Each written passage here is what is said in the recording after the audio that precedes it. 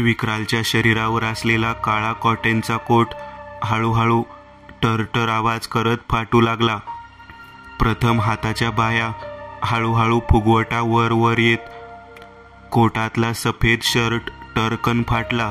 टर करत आवाज होऊ लागला व फाटलेल्या कोटातून केसाळ जाडजूड हाताचे स्नायू बाहेर आले.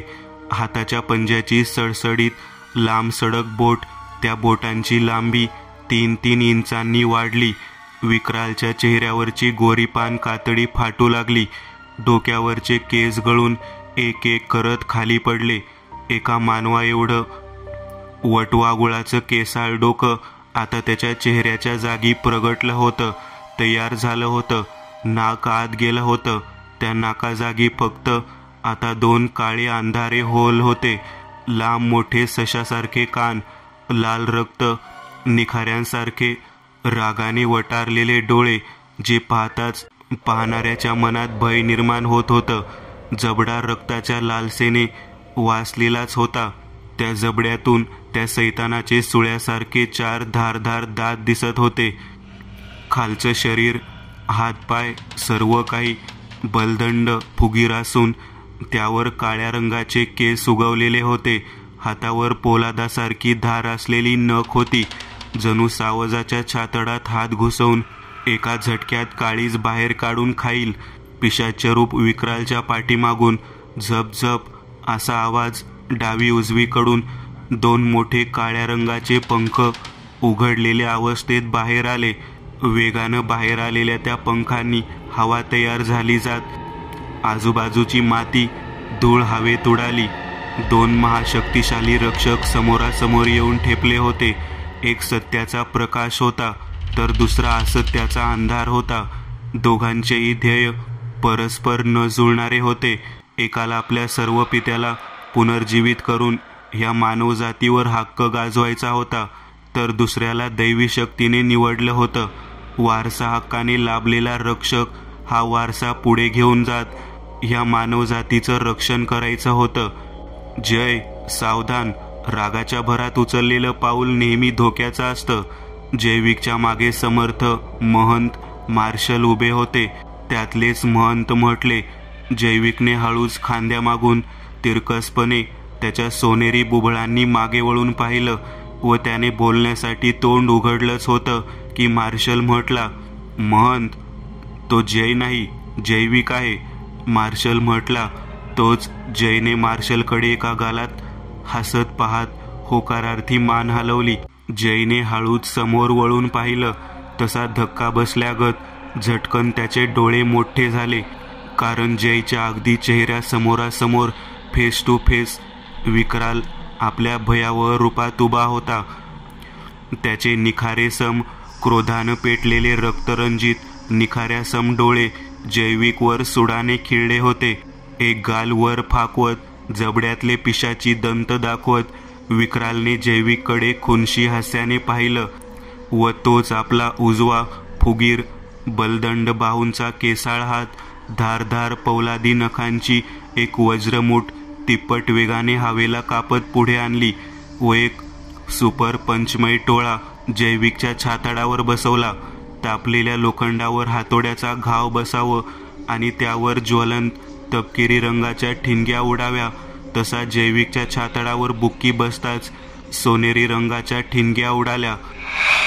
वार इतका अफाट शक्तिशाली होता की जय मागे जात हवेत 10 फूट वर उडाला. मागे जाऊन थेट ग्रंथालयाच्या उघड्या दरवाजातून आत घुसला जात गेला.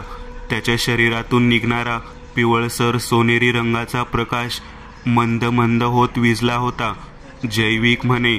विक्राल पिशाच्याने आपले दोन्ही बलदंड बाहूंचे केसाळ हात वर उंचावले. आसुरी दैत्यासारखा हसू लागला. महंत, समर्थ, मार्शल तिघांनी एक वेळ विक्रालकडे पाहिलं व पुन्हा ग्रंथालयाच्या अंधारात बुडालेल्या त्या काळोखी दरवाजाकडे. दरवाजाच्या आतील ती भली मोठी चौकट अंधारात बुडाली होती. समर्थ, महंत, मार्शल तिघांचेही चेहरे त्या अंधारात पाहत होते आणि तोच अचानक त्या अंधारात एक लवथवती पिवळसर सोनेरी मिश्रित रंगाचे 2 डोळ्यांचे पिवळ्या जोड्या पेटल्या. हळूच त्या पिवळट रंगाच्या जोड्या 1 फुटावरून 5 फुटांवर आल्या. जणू खाली पडलेला जैविक उठून उभा राहिला होता. झप, हवेत एक आवाज झाला आणि त्या आवाजासरशी अंधारात जैविकची लोप पावलेली शक्ती पुन्हा भडकून उठली. जैविकच्या संपूर्ण शरीरभर सरसर करत शक्ती पुरवठा दौडू लागला. पायाच्या तळव्यापासून ते टाळूपर्यंत सर्व शरीर सोनेरी आवरणाने झाकलं गेलं. सुई. पुन्हा एकदा आवाज झाला. अंधाराला कापत, सोनेरी रंगाने उजळवत हिट विजन लेझरसारखी रेषा सुपरसॉनिक स्पीडने विक्रालच्या दिशेने आली. विक्राल असावध होता. ती येडपिशाच्या हवेत हात करत खदाखदा हसत होता. तोच ती रेषा त्या विक्रालच्या छाताडावर आदळली. हिट विजनचा फटका बसताच विक्राल हवेतच कोलांड्या खात वर उडाला. खाली पाय, वर पाय असं करत त्याने हवेतच 2 कोलांड्या उड्या खाल्ल्या. पुढच्या क्षणाला त्याच्या पाठीला एकरूप होऊन चिटकलेली तपकिरी जाडजूड पंख झपझप आवाज करत उघडले. त्या पंखांनी हवेतच विक्रालच्या शरीराचा तोल सांभाळला. पिशाच्य विक्रालने आपल्या छाताडावर पाहिलं. तिथली त्वचा विस्तवासारखी तापली होती, निखाऱ्यासम धगधगत होती. विक्रालने आपला एक हात छातीवरून माती झटकावी तसा फिरवला. अमानवीय वेगाने जैविक दरवाजातून फ्लॅशसारखा सुपर स्पीडने बाहेर आला. त्याच्यापासून 15 फूट उंचावर विक्राल पंख फडफडवत हवेत उभा होता. तुला काय वाटलं जैविक? हे असले किचकट वार माझा वध करतील? तो भानुदास फक्त एक चालता फिरता प्रेत होता, पण मी एक पिशाच्य राज आहे. माझी निधडी छाती हे तुझी उष्ण रेषा कदापि छेदू शकत नाही. विक्रालने असं म्हणतच दोन्ही पंख झप आवाज करत हवेत झटकले. सर्व शरीर खाली झोकून दिलं. दोन्ही पंख पाठीला एकरूप झाले जात विक्रालने जैविकच्या दिशेने सूर मारली. विक्राल जैविकच्या अंगावर कोसळला. जैविक विक्रालच्या भाराने पाटणावर पडला. विक्राल जैविकच्या छातडावर बसला. विक्रालने उजव्या हाताची मूठ आवळत जैविकच्या गालफाडात एक पंच लगावली. डाव्या हाताची मूठ आवळत ह्यावेळेस डाव्या हाताची पंच लगावली. ठणठण आवाज करत जैविकच्या चेहऱ्यावर बुक्क्या बरसत होत्या. प्रत्येक बुक्क्यासरशी सोनेरी रंगाची धुळीकण बाहेर पडत होती. पिशाचे रूपी वटवाघूळ विक्राल जैविकच्या छातडावरनं उठला. त्याने एका हाताने जैविकचा गळा पकडला. हळूच त्याला अलगद जमिनीवरून 1 फूट, 2 फूट, 3 फूट असा वर उचलला. सोनेरी रंगाचं खून मस्त लागत असेल का तुझं? चल आज चाखून बघतो, विक्राल भसाड्या खर्जातल्या आवाजात म्हटला. त्याने प्रथम आपले दोन्ही डोळे वटारले. ते निखाऱ्यासम लाल भडक विस्तवाचे डोळे खोमनीतून बाहेर पडतील इतके मोठे झाले. खाव असा आवाज करत त्याने जबडा विचकला. विचकत्या जबड्यातून खालून आणि वरून असे मिळून 4 तीक्ष्ण सुळ्यासारखे दात बाहेर आले. विक्रालने मान वाकडी केली. उजव्या हातात पकडलेल्या जैविकला हळूहळू जबड्याच्या दिशेने आणू लागला. या जगात सर्वात शक्तिशाली आहे मी. माझ्या सैतानाचा प्रिय वारस आहे मी. माझा मायबाप ह्या सृष्टीवरचा एक मानवाला त्याचा रखेल बनवून सोडणार आहे. विक्रालने पुन्हा जबडा विचकला. ते तीक्ष्ण दंत बाहेर डोकावले. समर्थ, महंत, मार्शल तिघांनीही श्वास रोखून धरले होते. मार्शलने हळूच आपल्या गॅजेट वॉच स्विच ऑन केलं. त्यात असलेल्या बुलेट फायर ऑप्शनवर क्लिक केलं व हाताची मूठ आवळत ती सरळ धरली व मूठ जराशी वाकवली. तो हल्ला करण्याच्या बेतात होता. तोच जैविकचा उजवा हात वर आला. मला मदतीची गरज लागत नाही मार्शल. जैविकचा करडा गंभीर आवाज घुमला आणि तोच त्या सरशी जैविकच्या गळ्यात असलेला मृत्युंजय मणीचा लॉकेट लाल रंगाने लख्खपणे चमकून उठला. त्या मृत्युंजय मणीच्या आत एक शक्ती पुरवठा साठला जात. ती साठलेली गरम धगमय उष्ण ऊर्जा वेगानं लाल गडद रंगासहित बाहेर पडली. त्या शक्तीचा स्पर्श विक्रालच्या पाशवी प्रतिकृती देहाला झाला. लाल मण्यातून धगधगती लखलखती दहाज वीज सरसरत यावी तशी ती तेजस्वी अस्मिता विक्रालवर आदळताच तो क्षणार्धात एका तीव्र धडकेने जैविकपासून दूर फेकला, भिरकावला गेला. हवेत 3 फूट वर उचललेला जैविक खाली आला. डाव्या पायाचा गुडघा जमिनीला टेकवून, उजव्या पायाचा तळवा जमिनीवर ठेवून, उजव्या हाताची आवळलेली मूठ जमिनीवर मारत जैविक सुपरमॅन पवित्र्यात जमिनीवर उभा राहिला. मग हळूच गुडघ्यावर दाब देत सर्व शरीर वर उचललं. इकडे मार्शलने वर केलेला हात हळूच खाली आणला. विक्राल त्वेषाने, संतापाने, अहंकाराने जागेवर उठून उभा राहिला. त्याची ती लाल भडक नजर जैविकला पाहता क्रोधाने आग ओकत होती. एक साधारणसा तरुण युवक त्याच्यावर भारी पडत होता. ही एका पिशाच्याकरिता लज्जास्पद गोष्ट होती. पिशाच्या विक्रालने आपला जबडा वाचला. एक निष्फळ प्रयत्न जैविकला भिववण्याचा त्याने करून पाहिलं, परंतु जैविकची ती सोनेरी रंगाने उजळून निघालेली नजर शांत निर्भीडपणे विक्रालला पाहत होती. हे माझ्या हैवानी सैन्यांनो, या आणि खत्म कर डालो इस हरामजाद्याला. या, विक्रालने त्याच्या हैवानी सैन्याला पुकारलं. हळूहळू वातावरणात वाहणारी हवा थांबली गेली.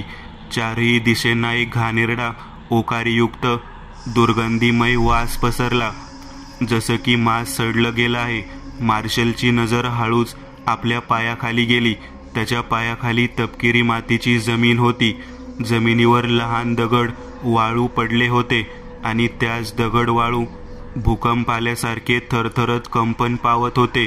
तोच जैविकपासून 10 पावलांवर तपकिरी मातीच्या जमिनीपासून फाडकन जमिनीला चिरत एक हिरव्या रंगाचा मांस कुजून गेल्याचा हात बाहेर आला. त्या हाताची बोट सडसडीत लांब सडक होती. नख धारदार सुरीच्या पात्यासारखी तीक्ष्ण होती. विक्रालच्या मृत सैतानी फौजफाट्याचं आगमन होत होतं. मार्शल, समर्थ, महंत.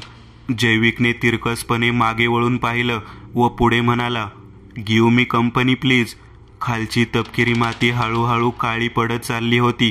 गुडघ्यानितकं वाढलेलं हिरवगार, हवेच्या तालावर नाचणारं झुलणारं गवत हळूहळू जमिनीतल्या मुळापासूनच काळं निळं पडत चाललं होतं.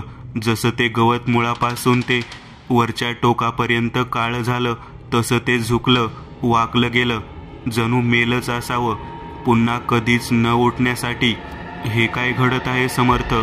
मार्शलने हा सर्व विचित्र देखावा पाहत समर्थांना विचारलं.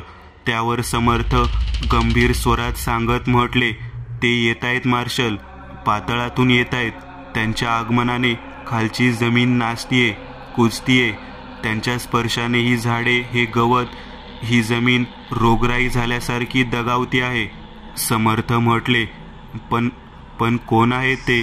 मार्शलने समर्थांना विचारलं. त्यावर पुढे गंभीर चेहऱ्याने पाहणाऱ्या समर्थांनी हळूच मार्शलकडे पाहिलं व म्हटले, सरकटा सैन्य. समर्थांच्या मुखातून जसं हे नाव निघालं त्याच क्षणाला जैविक, महंत, समर्थ, मार्शल ह्या चौघापासून पुढे 40 पावलांवर ठीक मधोमध काळ्याशार जमिनीतून एक दळभद्री, अभद्र, 1 फूट लांबीचा, काळ्या कातडीचा, लांब सडसडीत 4-4 इंच लांब बोटांचा, धारधार नखांचा हैवानी पंजा खाडकन जमीन फाडत बाहेर पडला. त्या पंजाच्या वेगाने खालची माती वर हवेत उडाली गेली. जमिनीतून निघालेला तो पंजा, त्या पंजाची 4 बोटं, होय, धारधार बोट आपसुकच खाली वर होत वळवळली. मग तो पंजा जागेवरच गोल फिरला. तो पंजाच इतका भयावह, शक्तिशाली दिसत होता, तर त्या पंजाचं बाकीचं शरीर कसं असेल, तो आकार कसा असेल, शरीर, रूप, रंग, काया कशी असेल, त्याच्या शक्तीचा उच्चांक किती असेल? सावधान, ते आलेत. महंतांनी आपले दोन्ही काटकुळे हात अलगद खाली सोडले. त्यांच्या पंजाच्या लांबसडक सफेद बोटांची थरथर होत होती. हळूच ते थरथरते हात निळसर रंगाने चकाकले. डावा उजवा दोन्ही हातांचे पंजे मंद अशा प्रकाशाने उजळले दिसत होते. तोच निळसर रंगाचा उजळता प्रकाश हळूहळू हातांच्या नखांतून खाली खाली जाऊ लागला. त्या निळ्या प्रकाशाने प्रथम एक धारदार कर्सरचा आकार घेतला. तो कर्सरचा टोकदार बाणाच्या पातीसारखा आकार खाली खाली जात होता. मागे त्या निळ्या रंगाची एक दंडगोल निळसर रंगाने चकाकती काठी तयार झाली. त्या काठीची लांबी 3 फूटपर्यंत वाढली जात एक दैवी शक्तीने बनलेला भाला महंतांच्या हातात तयार झाला. इकडे समर्थांनी भोया ताणून घेत आपल्या दोन्ही हाताच्या मुठी गच्च आवळल्या. तोच समर्थांच्या दोन्ही हातातले शिवांश रुद्राक्षकडे. त्या रुद्राक्षातला एक रुद्राक्ष विस्तवासारखा भगव्या चकचकीत रंगाने उजळून निघाला. मार्शलने महंत, समर्थ, कृणाल मग जैविक असं मिळून तिघांकडे बारीबारीने पाहिलं. त्या तिघांकडे पाहून मार्शलला एक आत्मविदारक विश्वास प्रदान झाला. हिम्मत, ऊर्जा, रक्ता रक्तात एक नवी ऊर्जा संचारली व तोही 4 पावलं पुढे चालत आला. जैविकच्या बाजूला उभा राहिला. आता त्या चौघांचा एक रक्षक स्क्वॉड तयार झाला होता. विक्रालची नजर ह्या चौघांना एकत्रित असं उभं राहिलेलं पाहून रागानं चीड घृणेने तो दात ओठ खात पाहत होती. सर्वात प्रथम उजव्या बाजूला समर्थ उभे होते.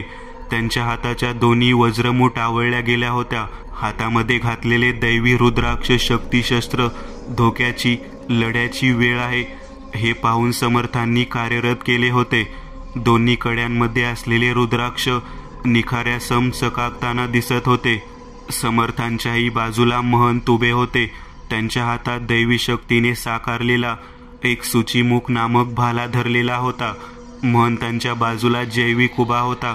त्याच्या सर्व देहातच शक्तीचा ऊर्जा स्रोत धगधगत्या लाव्यासारखा सळसळत फिरत होता. त्या शक्ती ऊर्जेचा उद्रेक होण्यासाठी, बाहेर पडण्यासाठी ती शक्ती उतावीळ झाली होती. जैविकच्या बाजूला सर्वात शेवटी मार्शक उभा होता. त्याने आपला उजवा हात वर आणला. त्या हाताला चौकोनी आकाराची गॅजेट वॉच बांधली होती. मार्शलने त्या चौकोनी वॉचच्या काळ्या स्क्रीनवर एकदाच टच केलं. टच करताच ती स्क्रीन उजळली. उजळलेल्या स्क्रीनवर नाव पुढील प्रमाणे दिसू लागली. त्यातलंच एका ऑप्शनकडे मार्शलची नजर गेली. हळूच त्याचे दोन्ही डोळे एक चमत्कारिक लकाकीने चकाकले जात ओठांवर हसू उमटलं. हळूच त्याने त्या ऑप्शनवर क्लिक केलं व तो ऑप्शन होता द स्टील बुलेट्स. त्या 4ही हातांनी आपला पंजा वाकवला, जमिनीवर ठेवला. तसा पंजा बाजूची काळी जमीन भूकंप आल्यासारखी वाकड्या तिकड्या चिरा पडल्यागत तडकली व जमिनीच्या भूगर्भातून पातळाच्या कुष्टीत घाणेरड्या गर्भात राहणारी ती सरकट मृतसेना धाडकन आपलं शीर काढत आगमनास्त झाली. काय ते भयंकर, शरीरावर शिशारी आणणारं ते दळभद्री घाणेरडं रूप होतं. चौकोनी चेहरा, चेहऱ्यावरच्या कातडीचा रंग हिरवट काळशार मिश्रित होता. डोळ्यांतल्या बुबळांमध्ये चकाकते लाल पिवळसर भगवे चकाकते डोळे होते. प्रत्येक मृत सैनिकाचे डोळे वेगवेगळ्या प्रकारचे होते. अभद्र अमानवीय शक्तीचा एक साक्षात्कार होता. त्या डोळ्यांमध्ये फक्त एकच भाव दिसून येत होतं, आता समोरून जो येईल त्याचा अंत बस. खाडखाड करत जमिनीतून सरकटा सैन्य एका पाठोपाठ बाहेर आले. त्याचं शरीर वाळवी उदयीने पोखरलेल्या झाडासारखं पोखरलेलं, फाटलेलं, जागोजागी छिद्र पडलेलं होतं. अंगावर कोणते कपडे वगैरे काही नव्हतं. सर्व शरीर, त्या शरीरावरची ती हिरवट काळी चामडी उघडी पडली होती. जबड्यातले ते तीक्ष्ण सुळ्याचे ते दात एकमेकांवर आपटत ते मुर्दा सैन्य आपापल्या चकाकत्या आसुरी सूड भावनेने पेटून उठलेल्या डोळ्यांनी ह्या रक्षकाकडे पाहत होतं. 4, फक्त 4 सैन्य, मार्शल थट्टेच्या स्वरात म्हटला. तोच त्याने विजेच्या चपळाईने हालचाल केली. आपला डावा पाय हळूच पुढे केला. तो जमिनीला चिटकला. मग त्याने उजवा पाय जरा मागे नेत तळवा उभा केला व हळूच उजवा हात सरळ पुढे आणला. तर डाव्या हाताची मूठ उजव्या हाताच्या मुठीखाली जोड धरली व तोंडातून 4 वेळा पुढील प्रमाणे इंग्रजीत शब्द उच्चारले, गो गो. प्रत्येक शब्दासरशी धट धट असा आवाज झाला जात मार्शलच्या स्मार्ट वॉचमधून नॅनो टेक्नॉलॉजीने बनलेल्या लेझरिक बुलेट्स हवेत चिरत बाहेर पडल्या. 2-2 इंच लांबीच्या स्टीलसारख्या दिसणाऱ्या त्या बुलेट्स सुई असा आवाज करत सुपर स्पीडने अंतर कापत सरकट्या सैन्याजवळ पोहोचले. व पुढच्या क्षणाला 4ही बुलेट्स एक एक करत त्या मुर्द्याच्या डोक्यात घुसल्या. धाड आवाज करत मुर्द्यांच्या देहाचा जागेवरच स्फोट झाला. तपकिरी धगधगते आगीचे 3 फूट उंच असे लोट उडाले जात 4 स्फोट झाले. आता त्या मुर्द्यांच्या जागी फक्त काळद्रव खाली पडलेलं दिसत होतं. मार्शल हसू लागला. हसता हसताच त्याने कटाक्ष आपल्या बाजूला उभ्या समर्थ, जैविक, महंतांकडे टाकला. त्या तिघांचे चेहरे अगदी कोरे होते. त्यावर कसलेच भाव नव्हते. उलट ते तिघजण कसं तरीच मार्शलकडे पाहत होती, जणू मार्शलने त्यांना मारून चूक केली होती. काय तुम्ही सर्व असे का पाहत आहात? मार्शलने असं म्हणतच समर्थ, जैविक, महंतांकडे प्रश्नार्थक नजरेने पाहिलं व एक कटाक्ष समोर टाकला. वटवाघुळाचं रूप घेऊन उभा विक्राल एका गालात हसत होता. त्याने आपले दोन्ही लाल रंगाने चमकणारे डोळे वटारले होते. त्यात आसुरी आनंद भरला होता. आणि तू का हसत आहेस रे वटवाघळ्या? मार्शलने करड्या स्वरात चिडून विचारलं. तोच स्फोट झालेल्या मुर्द्यांच्या देहाजागी जे काळशार चिपचिपी द्रव जमिनीवर पडलं होतं त्यात हालचाल व्हायला सुरुवात झाली. चिखलात गांडूळ साप वळवळावं तसा तो काळशार द्रव वळवळत होता. काहीतरी विशिष्ट प्रकारची क्रिया घडून येत होती. हळूहळू तो काळशार चिपचिपी द्रव, ते जे काही होतं नक्की द्रवच होतं की आणखी काही, परंतु ते द्रव चिपचिप आवाज करत बुडबुडे आल्यासारखं वर खाली होऊ लागलं व पुढच्या क्षणाला त्या द्रवातून घनता स्वरूप आकार घेऊन पुन्हा एकदा अमानवीय शक्तीचे ते मृत सैन्य जीवित झाले. परंतु आता ते 4 नव्हते. 4च्या अधिक अजून 4 मिळाले जात 8 झाले होते. हे तर 4 होते, मग 8 कसे? मार्शल आश्चर्यचकित होत म्हटला. या सरकट्यांना मारायचं असेल तर? महंतांनी मार्शलकडे पाहिलं, मग पुन्हा त्या मुर्द्यांकडे पाहत म्हणाले, या मुर्द्यांचे प्रथम हातपाय तोडायचे पांगळ करून, मगच. महंत पुढे काही बोलणार तोच जैविक म्हटला, हेड शॉट द्यायचा. या सर्वांच्या ह्या बाता ऐकून त्या मुर्द्यांचा मालक, अधिपती, सूत्रधार क्रोधाने लीलपापड होत गरजला. म्हणजेच तो विक्राल होय. अरे बघताय काय मुर्द्यांनो, मारा साल्यांना, आक्रमण. विक्रालने युद्धाची रणशिंग फुंकली. आपला वटवाघूळ पिशाच्या रूपाचा जबडा विचकत आतले ते 4 पिशाची सुळ्यासारखे दात बाहेर काढत विक्राल गडगडाटी आवाजात एक विशिष्ट पद्धतीने हैवानी डरकाळी फोडत गरजला. त्याचा तो भयंकर चित्कार जणू त्या मुर्द्यांसाठी एक जोशीली धून होती, एक रोमांच भरवणारी आशा होती.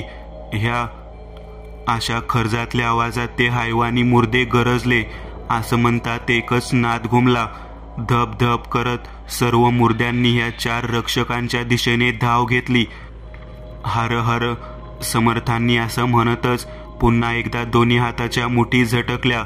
दोन्ही हातात असलेले रुद्राक्षकडे तपकिरी रंगाने उजळून निघाले. महादेव. ह्यावेळेस सर्वजण एका सुरात होकारार्थी ओरडले. समर्थांनी आपले दोन्ही हाताचे मिटलेले पंजे समोर धरले. म्हणजे मुठी होय, समोर धरल्या. तपकिरी रंगाने उजळलेले हातातले रुद्राक्षकडे सप सप आवाज करत आपोआप दैवी शक्तीने बाहेर पडले. अतिवेगाने हवेत गरागरा चक्रीगत फिरत समोरून येणाऱ्या 8 मधील 2 मुर्द्यांच्या एक एक पायातून अलगद आरपार झाले. ते दोन्ही मुर्दे जमिनीवर कोसळले. तपकिरी रंगाने उजळलेले रुद्राक्षकडे हवेतच पुढे निघून गेले जात त्या कड्यांनी थांबून पुन्हा मागे वळण घेतलं व जमिनीवर पडलेल्या त्या मुर्द्यांच्या दिशेने आले. त्या दोन्ही मुर्द्यांनी ह्यावेळी दोन्ही हात जमिनीवर टेकवले होते. तोच रुद्राक्षकड्यांनी एक एक करत मुर्द्यांच्या हाताचा चुरा केला व पुढे निघून जात पुन्हा हवेतून युटर्न घेतलं. झप झप असा आवाज करत ते रुद्राक्षकडे पुन्हा तिप्पट वेगाने त्या मुर्द्यांच्या दिशेने आले व ह्यावेळेस ते दोन्ही रुद्राक्षकडे मुर्द्यांच्या थेट कपाळातून आरपार होत थेट मागून बाहेर आले. तेवढ्यात फटफट असा आवाज होत त्या मुर्द्यांचं शरीर सफेद रंगाची राख उडवत जागेवरच फुटलं गेलं. महंतांचं वय पाहता ते जरी म्हातारे दिसत असले तरी त्यांच्यात अद्याप फार जोश होता. इतकी वर्ष ज्या दैवी सिद्धी प्राप्त केल्या, मंत्र अकस्मात केले, त्यांचाच हा परिणाम होता. त्यासहितच ते दिनक्रमात व्यायाम सुद्धा करत असत. हे सर्व सांगण्याचं कारण हेच की महंतांची हालचाल फारच विलक्षण विजेच्या वेगाने होत होत्या. काही वाचक म्हाताऱ्या इतका जोशीला कसा म्हणून मला नाव ठेवतील म्हणूनच सांगत आहे. महंतांनी लहान लहान पावलांनी चपळ हालचाल करत एक धाव घेतली. पुढून 2 मुर्दे फिसकारत, तोंडातून विचित्र आवाज काढत महंतांच्या अंगावर धावून आले. महंतांनी दोन्ही गुडघे वाकवले व खाली झुकून लागलीच आपल्या हातातला दैवी भाल्याची तेज गतीने हालचाल केली. भाल्याच्या पुढची टोकदार पात एका रेषेत उजवीकडून डावीकडे वेगाने आणली. सुई असा आवाज झाला जात दोन्ही मुर्द्यांचे पाय तुटून खाली पडले. मार्शलने आपल्या उजव्या हाताची मूठ आवळली. गो गो. मार्शलने पुन्हा एकदा 4 वेळा हा शब्द उच्चारला. 4 वेळा वॉचची स्क्रीन लाल रंगाने चकाकली व पुढच्याच क्षणाला धड धड असा आवाज झाला जात मार्शलच्या स्मार्ट वॉचमधून नॅनो टेक्नॉलॉजीने बनलेल्या लेझरिक बुलेट्स हवेत चिरत बाहेर पडल्या. महंतांनी ज्या मुर्द्यांचे पाय तोडले होते त्या दोन्ही मुर्द्यांच्या दोन्ही हातांवर जाऊन त्या बुलेट धाड धाड आवाज करत बरसल्या. त्या दोन्ही मुर्द्यांचे हात क्षणार्धात लागलीच तुटले गेले, भुसाभुसा झाले. तोच महंतांनी भाला असलेला हात वर हवेत उचलला व हॉकीचा चेंडू वाकड्या बॅटने टोलवतात तसे वरच्या भाल्याच्या टोकदार टोक वेगाने खाली आणत एका रेषेतच त्या दोन्ही मुर्द्यांचे शिर एकाच वारात धडावेगळं केलं. फट फट आवाज करत त्यांचंही देह फुटलं गेलं. जैविकने हळूच उजव्या पायावर सर्व शरीराचा तोल सांभाळत हवेत एक उंच अमानवीय क्षमतेपेक्षा उंच उडी घेतली. डावा गुडघा जरा पुढे वाकवला आणि उजवा पाय तसाच सरळ ठेवून त्याच्या दैवी शक्तीने काही वेळापुरता त्याने हवेत तोल सांभाळला. जैविकने दोन्ही हाताच्या मुठी आवळून धरल्या व हात सरळ केले. जैविकच्या बंद मुठींवर सोनेरी रंगाचा शक्ती पुरवठा फुग्यात हवा भरावी व तो हळूहळू फुगत जावा तसा साठू लागला. वेळेची गती मंद झाली होती. उभा सृष्टीचा काळ वेळ जणू गोठला होता. सर्व काही कासवाच्या गतीने घडत होतं. Zoom zoom. जैविकच्या हातातून सोनेरी रंगाने स्फटिकासारखे घातक चकाकते रंगेबिरंगी गोळे वेगाने बाहेर पडले. समोरून मुर्द्यांची सेना वेगानं धपधप आवाज करत धावत होती. तोच त्या 4ही जणांच्या अंगावर ते चकाकते दैवी ऊर्जेने भारून निघालेले गोळे वेगाने हातापायांवर आदळले. मातीची बाहुली तुटावी तसे एकेकाचे हातपाय तुटले. जैविकचा आधांतरी हवेत तरंगणारं शरीर वेगाने खाली आलं. धप आवाज करत दोन्ही पाऊल जमिनीवर पडले. तसा खालची जमीन भूकंप आल्यासारखी तडा गेला जात फाटली गेली. जरा दुरून पुन्हा एकदा तो मुर्द्यांचा चित्कार घुमला. जमीन फाडून आतून एका पाठोपाठ मुर्दावळ बाहेर पडली. ह्यावेळेस एकूण 20 मुर्दे बाहेर आले होते. ह्या असा एकमात्री आवाजच त्या सर्वांच्या तोंडून बाहेर पडत होता व जमिनीतून बाहेर निघताच ते शत्रूच्या म्हणजेच ह्या 4 जणांच्या दिशेने धाव सुटत होते. झपझप जमिनीवरूनची माती त्यांच्या पावलांनी वर हवेत उडत होती. महंतांनी एकाच्या हानवटीतून भाल्याची पात आरपार घुसवली तोपर्यंत दुसरा मुर्दा त्यांच्या अंगावर धावून आला. परंतु प्रसंगावधान असलेल्या महंतांनी दुसऱ्या मुर्द्याच्या पोटात लाथ मारली. एका लाथेने तो मुर्दा हवेत मागे उडाला. दूर जाऊन थेट मागून येणाऱ्या त्या मुर्द्यांच्या अंगावर कोसळला. मार्शलने एक धाव घेतली. त्याच्या समोरून 4 मुर्दे धावत येताना दिसत होते. त्या सर्वांनी आपापल्या हाताचे पंजे वर केले होते. तोंडातले तीक्ष्ण दात दाखवत ह्या असा भेसूर नाद घुमवत ते चौघेही मार्शलच्या दिशेने येत होते. मार्शलने वॉच असलेला उजवा हात सरळ धरला. गो गो. मार्शलने बुलेट्स ट्रिगरला परवानगी दिली. धाड धाड असा आवाज करत लेझरिक बुलेट बाहेर पडल्या. एक बुलेट एका मुर्द्याच्या पायात घुसली. तो आदू होऊन जमिनीवर कोसळला. दुसरी बुलेट एका मुर्द्याच्या हातात घुसली. तिसऱ्या बुलेटने मुर्द्याचं कपाळ मोक्ष करत हेड ब्लास्ट केलं. धड आवाज होत काळपट रंगाचं द्रव हवेत उडवत तो धड फुटला. चौथी बुलेट जाऊन मुर्द्याच्या पोटातून आरपार झाली. समर्थांनी आपल्या दोन्ही मूठ समोर धरल्या. दूर हवेतून चक्रीसारखे तपकिरी रंगाने उजळून निघालेले रुद्राक्षकडे गरागरा फिरत त्यांच्या जवळ आले, परंतु हातात घुसले नाहीत. समर्थांनी एक धारधार कटाक्ष समोर टाकला. समोरून 10 मुर्दे ह्या असा चित्कार करत त्यांच्या दिशेनेच धावत येत होते. तोच समर्थांनी दोन्ही हातांचे तळवे एकमेकांना न स्पर्शता वर धरले. त्या तळव्यांच्या मधोमध रुद्राक्षकडे उडत आले व गरगर असा आवाज करत तीव्र सुपरसॉनिक स्पीडने फिरू लागले. त्यांचा वेग फिरण्याचा इतका वेगवान होता की आतून तपकिरी लाल विस्तवी ठिणग्या झिरपत सटासट करत बाहेर पडत होत्या. सुई असा आवाज करत समर्थांनी दोन्ही रुद्राक्षकडे त्या मुर्द्यांच्या दिशेने सोडले. हवेला कापत तपकिरी रंगाने उजळलेले कडे वेगानं त्या हैवानांवर तुटून पडले. रुद्राक्षकड्याने एका मुर्द्याचा पाय तोडला, दुसऱ्याचा हात, तिसऱ्याचं डोकं, चौथ्याच्या छातडातून आरपार झाला. तिघांचे एका पाठोपाठ मस्तक छेदले, तर अजून तिघांचे 2 रुद्राक्षकड्यांनी मिळून पाय तोडून टाकले. रुद्राक्षकड्यांची हालचाल इतकी विजेच्या गतीने होत होती की त्या मुर्द्यांना हमला करायला वेळच मिळत नव्हता. आता माझी बारी, बोले तो खेळ खल्लास, जैविक आपल्या करड्या आवाजात म्हटला. त्याने आपले दोन्ही हाताच्या मुठी गच्च आवळल्या. दोन्ही सोनेरी रंगाने चमकणारे डोळे बंद केले. विक्रालच्या चेहऱ्यावर प्रश्नचिन्ह उमटले होते. हा जैविक पुढे काय करणार आहे? हा प्रश्न त्याच्या मनात चीड, घृणा निर्माण करत होता. त्याची शक्ती पाहून विक्रालची जळजळ होत होती. जैविकच्या त्या बंद डोळ्यानाड कानांवर महंतांचा एक गुंजणारा मंद गतीने आवाज ऐकू येऊ लागला. तुझी सर्व शक्ती एकवटव आणि जमिनीवर एकच प्रहार कर. महंतांचं वाक्य संपताच जैविकने आपले डोळे उघडले. जसे त्याने डोळे उघडले, हाताच्या दोन्ही बंद मुठींवरून सोनेरी रंगाचा वीज प्रवाह निर्माण होऊ लागला.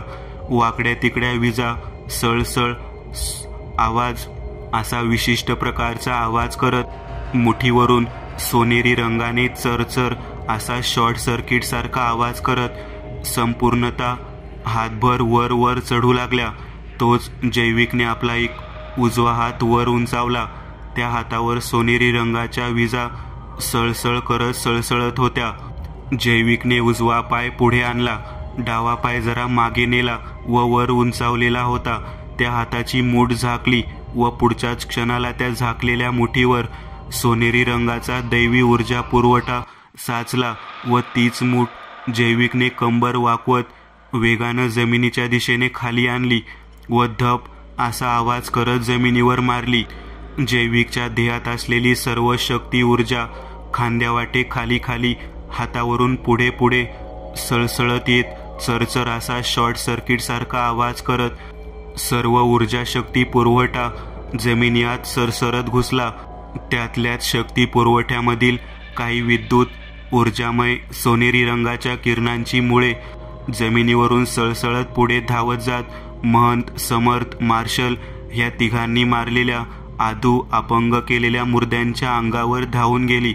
सटसट करत त्या मुर्द्यांच्या अंगाला विजेचे झटके बसले व पुढच्याच क्षणाला फटफट असा एका पाठोपाठ फटाके फुटल्याचा आवाज घुमू लागला. सफेद रंगाची उधळण होत एकावर एक बार फुटले जात मुर्द्यांचं सर्व शरीर धुळीत मिळत होतं. पुन्हा एकदा या 4 रक्षकांपासून पुढे 40 पावलांवर भूकंप आल्यासारखा जमिनीला तडा गेला. जमीन फाटून आतून 50 मुर्दे बाहेर येऊ लागले. जमिनीवर हात ठेवून ते हलकेच डोकं बाहेर काढून जमिनीतून बाहेर यायचा बेतात होते. हे मुर्दे तर थांबायचं नावच घेत नाहीयेत. जर ह्यांना असंच मारत राहिलो तर आपली शक्ती कमी होत जाईल. मार्शलने चिंताग्रस्ती चेहऱ्याने समर्थ, कृणाल व महंतांकडे पाहिलं, परंतु महंत मात्र मंद स्मित हास्य करत हसत होते. त्यात थट्टा मस्करी मुळीच नव्हती. इकडे जमिनीतून मुर्दे बाहेर येण्याच्या बेतात होते की तोच त्या मुर्द्यांना कसली तरी धोक्याची चाहूल लागली. त्या सर्व 40च्या 40 मुर्द्यांची डोकी एका क्षणाला आपल्या खाली वळली. ती सर्व ज्या जमिनीतून आली होती त्या जमिनीतून एक व्हाव व्हाव असा आवाज करत काहीतरी तीव्र वेग धारण करत वर वर येत होतं. जमिनीखालून हवा वाहत वर येत होती. काहीतरी घडत होतं. त्या सर्व मुर्द्यांच्या नजरा खाली जमिनीवर टिकल्या होत्या. फाटलेल्या जमिनीखाली मरणाचा काळा अंधार दिसत होता. तोच त्या अंधारात एक हलकासा सोनेरी प्रकाश उमटला. हळूहळू तो प्रकाश अंतर कापत कापत जलद गतीने वर वर सरकू लागला. व्हाव व्हाव असा आवाजाची तीव्रताही वाढली होती. तोच त्या काळ्याभोर अंधारातून अमाप शक्तिसाठा सुनामीसारखा वाहत वर आला. ती सोनेरी रंगाने चकाकती शक्ती विजेच्या सळसळत्या चपराक सटक्या वेगाने जमिनीतून बाहेर पडल्या. त्या शक्तीच्या कचाट्यात जशी मुर्द्यांची सेना गावली गेली त्या सर्वांच्या चेहऱ्यावर सोनेरी रंगाचा प्रकाश पडला जात चेहरे उजळून निघाले व पुढच्या क्षणाला भुकेल्या श्वापदाप्रमाणे त्या शक्तीने ह्या सर्वांच्या अंगावर हल्ला केला. ते निर्जीव शरीर त्या असीम शक्तीच्या प्रवाहात अडकताच त्यांचा काय निभाव लागणार होता. जमिनीतून उच्च दाबाच्या पाण्याचा फवारा उडावा तसा सोनेरी रंगाने उजळलेली ती शक्ती जमिनीतून वेगाने बाहेर आली जात वर वर पुढे जात 25 फूट उंच हवेत उडाली. त्या शक्तीने त्या मुर्द्यांनाही आपल्यासोबत वर हवेत वाहून नेलं. वर आकाशात एका पाठोपाठ फट फट फट असा फटाके फुटल्याचा आवाज गुंजू लागला. उभा आसमंत सफेद राखेने भरून गेला व ती सोनेरी रंगाची धुळीकणही काही ठराविक वेळेने नाहीशी झाली. जैविक हळूच जमिनीवरून उठला. त्या चेहऱ्यावर आनंदित भाव झळकत होते. आपण जिंकलो महंत, आपण जिंकलो, जैविक म्हटला. महंत, समर्थ, मार्शल तिघांच्याही चेहऱ्यावर विजयी हास्य उमटलं. अचानक मध्येच विक्रालचा गडगडाटी आवाज घुमला. आपली सेना बेचिराग झाली पाहून त्याचा गर्व अहंकार डिवचला गेला होता. विक्रालच्या त्या आवाजाने ह्या चौघांनी विक्रालकडे वळून पाहिलं. तुझा खेळ संपला विक्राल. आता तुझी भलाई ह्यातच आहे की तू आम्हाला शरण ये, स्वतःहून बंदिस्त हो. समर्थ म्हटले. अरे हॅट, मी आणि बंदिस्त एक वेळ मरण पत्कारेल पण भ्याडासारखा मृत्यूला घाबरून शरणागती पत्कारणार नाही. विक्राल खर्जातल्या आवाजात म्हटला. जशी तुझी इच्छा विक्राल, तुझी कब्र हवं तर आम्ही इथेच बांधतो.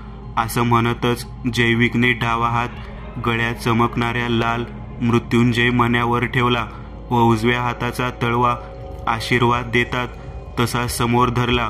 डाव्या हातात जैविकने मृत्युंजय मणी स्पर्शला होता.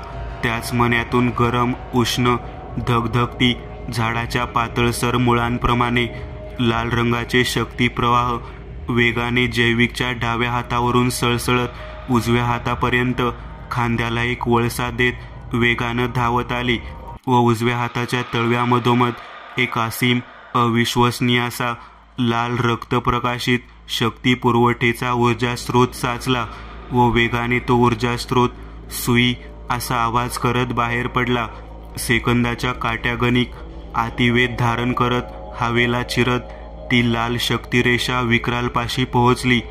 धान असा तलवारीच्या पातीचा चिलखतावर वार होताच जसा आवाज बाहेर पडावा तसा आवाज झाला व पिशाच विक्रालचं सर्व शरीर जागेवरच जळू लागलं. वेदनेने ते पिशाच पीडाग्रस्तीत स्वरात ओरडत चिरकू लागलं. उभा आसमंत त्या भेसूर आवाजाने गुंजून भारून उठला. हातपाय हळूहळू विस्तवासारखे तापू लागले. त्यातून उष्ण गरम वाफ बाहेर पडली. मग त्या देहाच्या कातडीला हळूहळू चिरा पडू लागल्या. त्या फाटलेल्या कातडीतून तपकिरी प्रकाश किरण बाहेर पडली व पुढच्याच क्षणाला त्या पिशाच्याचं सर्व शरीर एक मोठा स्फोटक आवाज करत छिन्न विछिन्न लहान लहान तुकडे होत फुटलं. हवेत त्याच्या देहाची चमचमती सोनेरी लाल भगवी अशा रंगाची धुळीकण पसरली. अशा तऱ्हेने पुन्हा एकदा सत्याचा असत्यावर विजय झाला होता. समर्थ आपल्या शिष्यांवर फार खुश होते कारण आता ते लवकरच संन्यास घेऊन आपली सृष्टीच्या रक्षणाची जबाबदारी शिष्यांवर टाकणार होते.